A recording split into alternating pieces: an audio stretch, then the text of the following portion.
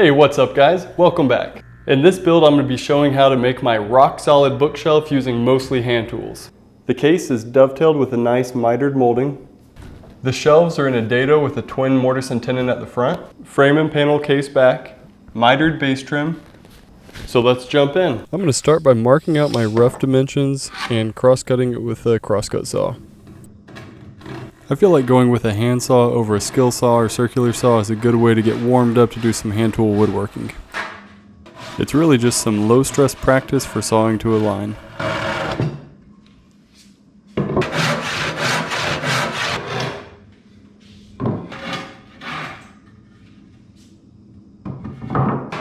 Rinse and repeat until I have the boards for the top and both sides. These boards were machined, but they still need a little bit of work before gluing up the panel. You can see a gap of light at the front, and that'll be just quick work with the hand plane. Paraffin wax, by the way, makes the plane glide, reduces friction, reduces heat, makes your blade last longer. You know it's sharp when the shavings stick to everything.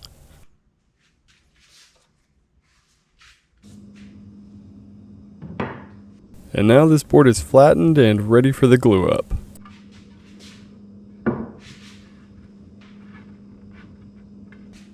The joint line looks good, and I always like to check it like this before I add glue and clamps.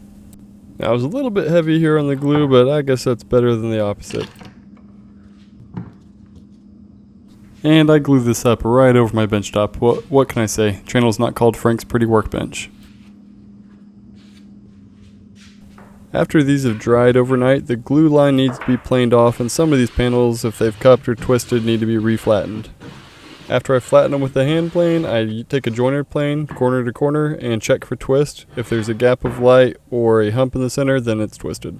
This board in particular cupped up really bad overnight, so you can see there's a huge gap of light in the center, and I've got to plane it down to the edges. This center part is the low point. And it's really easy to want to just push your plane down to make it cut right there, but you really have to fight that urge and just scoot the plane across the board and let it cut where it wants to cut. If you bear down a lot of weight on it, then you're never really going to get your board flat.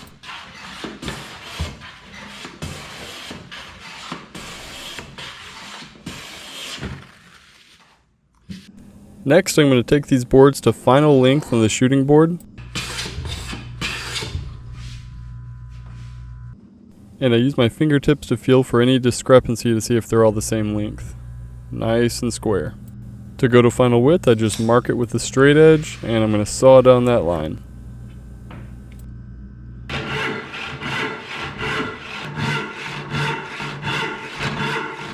Next, I'm going to plane off the saw marks. I take my time on the first board to try to get it perfect, and then I use that board as a reference board when I'm taking all the other boards to final width.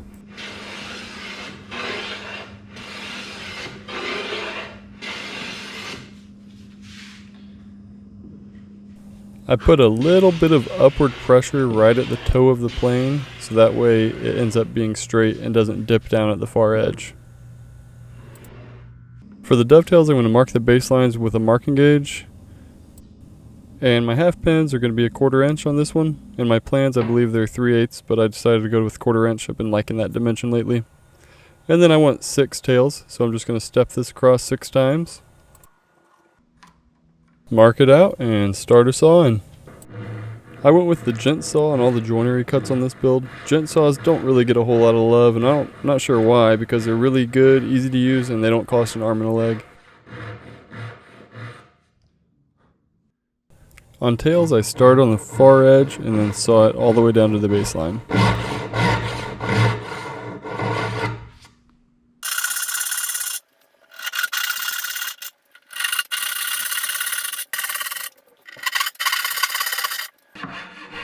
And then I just pull out the waste with the coping saw.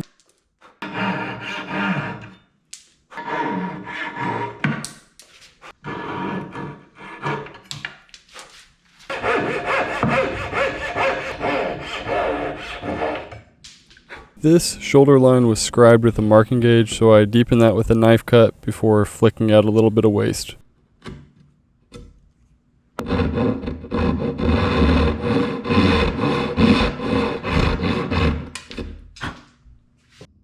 And then I just chop down to the baseline using a chisel, taking 1 or 2 passes depending on how far away my coping cut was to the baseline.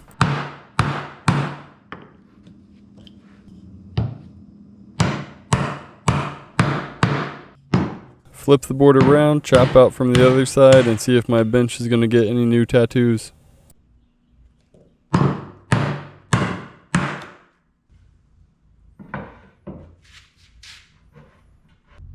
After I've laid my tailboard on top of the pin board, I mark out with a dovetail knife.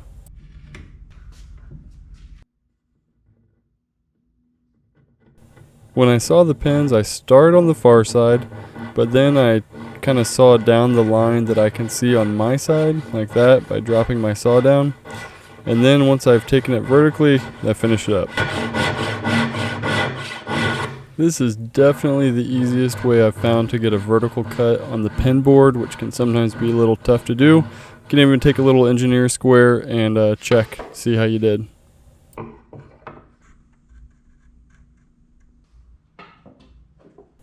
Just like on the tailboard, I'm going to saw out the tail recesses with coping saw. And chop down to the baseline with a chisel. Clean it up and it's going to be ready for the test fit. After it's been cleaned up, I'm going to go ahead and assemble it. As long as you don't split any boards, then you're good.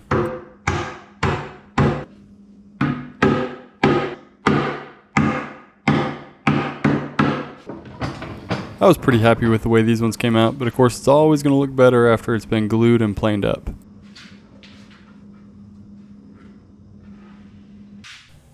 Next, I'm going to lay out for my shelves, make a little knife mark 2 inches up, square that across, and stop 3/8 of an inch from the front edge.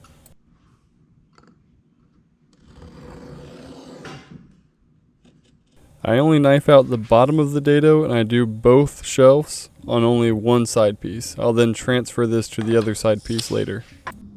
I set my gauge to 3/8 of an inch and I'm going to mark both of the mortises, the front mortises, and I'm also going to mark the front of the shelf. After one side has been fully laid out, I'm going to go ahead and transfer those marks to the other side piece. And the pencil mark here is just a ballpark line, not definitive. These are going to be 1/8 of an inch deep and it doesn't take very long with just a chisel.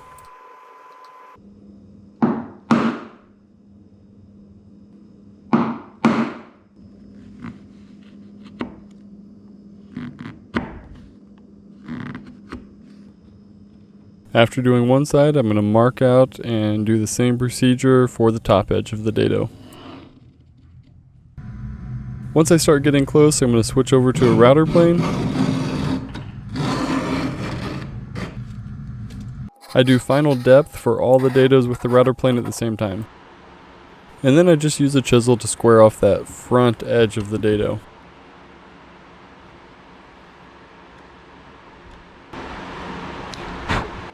A little bit of careful work and it comes out really square and clean.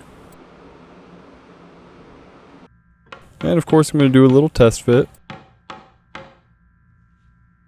And by transferring everything from one side piece to the other, these should line up perfectly. I'm going to use the 3/8 inch mortise chisel to lay out for the mortises. And the 1/4 inch chisel to lay out for the space in between the two 3/8 inch mortises. Until the layout looks like that. Then I just bang metal into wood until I've got a couple of holes. I'm not super aggressive here. I take my time, taking multiple shallow passes. I'm going to go about halfway from the inside, the back side, however you want to think of that, and then I'm going to flip it around and finish it out from the front.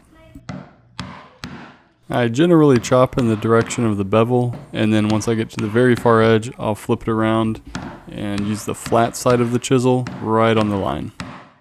The through twin mortise and tenon is only at the front of the shelf. This allows for seasonal wood movement of the shelf and the side of the case, even if they expand and contract at different rates. And for the same reason, you'll see later, I'm only going to glue at the tenon, mortise and tenon, and the first 1 or 2 inches inside the dado, just to allow for wood movement to occur inside the dado. Now with the mortises chopped, I'm going to go ahead and seat the shelf in the dado and mark out for the tenons. A marking gauge set from the outside of the side piece to the floor of the dado will be transferred to the shelf pieces.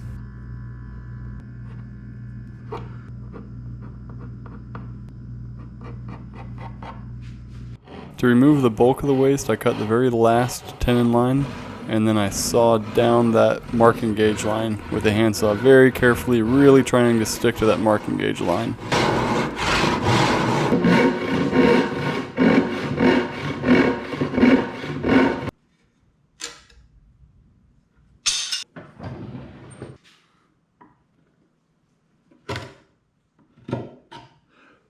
Then I just pare away anything that I think will obstruct the fit. The rest of the twin mortise and tenon is pretty straightforward.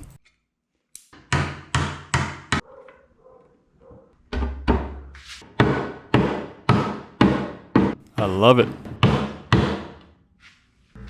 The only difference on the bottom shelf is that a notch gets cut away so that this thing will sit flush to the front of the case. That notch is marked right off of the tailboard baseline, so you can see that lines up perfectly. With the flush front notch cut away, this thing is seated into the dado, marked and cut the exact same way as the middle shelf. Next, I'm going to turn my attention towards making the back frame with the 1/4" groove running down the middle.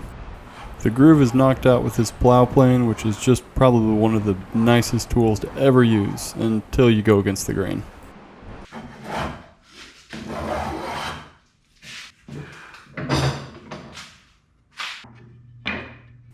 I'm going to mark out for a 1" tenon.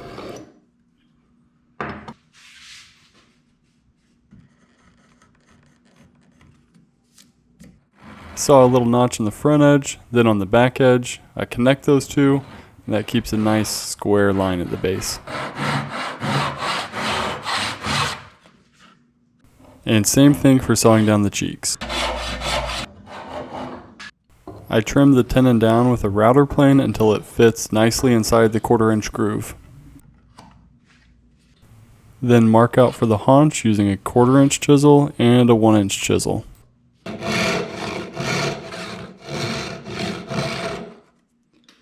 I use the flat of the pencil against the side of the tenon to mark for the mortise and chop it out with the 1/4" mortise chisel.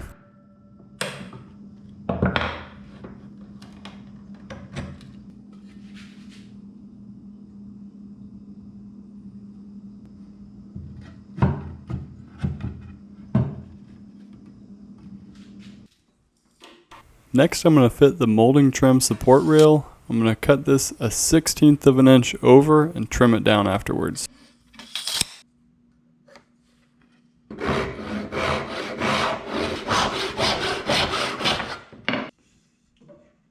First, I need to plane down the height of this so that it will slide into that shallow dado.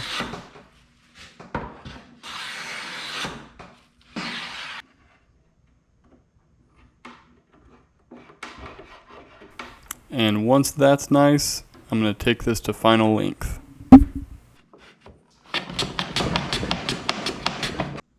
This is going to sit proud until I flush it up at the very end. As mentioned earlier, I only glue the tenons in the first 1 or 2 inches of the dado. This allows for seasonal wood movement of the shelf to expand and contract within the dado, and I'm using hide glue which does not creep like PVA glue, so I think this is a necessary precaution even though the shelf and the side piece will expand and contract in the same directions. This molding trim support rail is going to be glued to the underside of the top.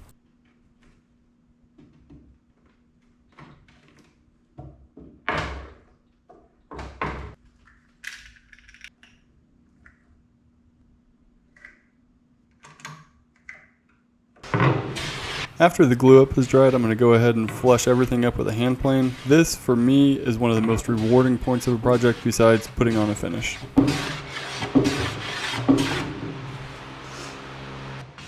Now I plane flush the trim support rail.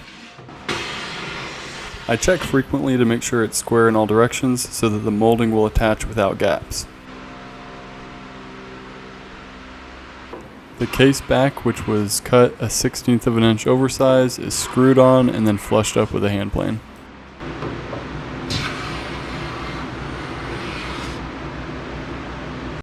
The top molding trim gets a 1/4 inch facet on the top and bottom edge. I attack this with a scrub plane, followed by a jack plane. On this long piece, I use my fingers underneath the trim to prevent it from flexing away from the plane blade.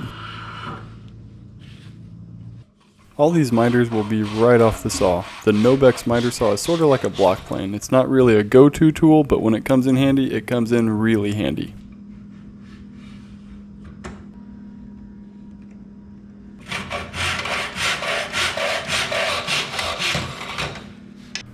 The trim pieces are long and I cut them down to size.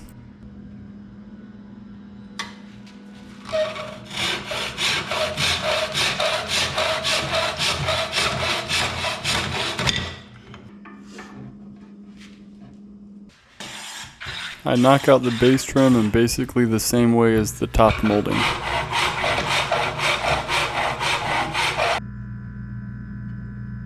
Glue up these miters, and I use the miter spring clips to secure them. I'm going to glue up the front edge and the first 1 or 2 inches of the side and attach it. I use 1.5" 18 gauge brads for the rest of the side, which allows for seasonal wood movement of the case top. It's really important that the base trim gets elevated on some popsicle sticks before attaching because it's not a weight-bearing component of this case. Elevating it will also provide some scoot and drag protection if this case is ever set on carpet. Again, most of the side trim here is secured only with brads to allow for wood movement. I'm going to wipe this bad boy down with a coat of tried and true varnish oil.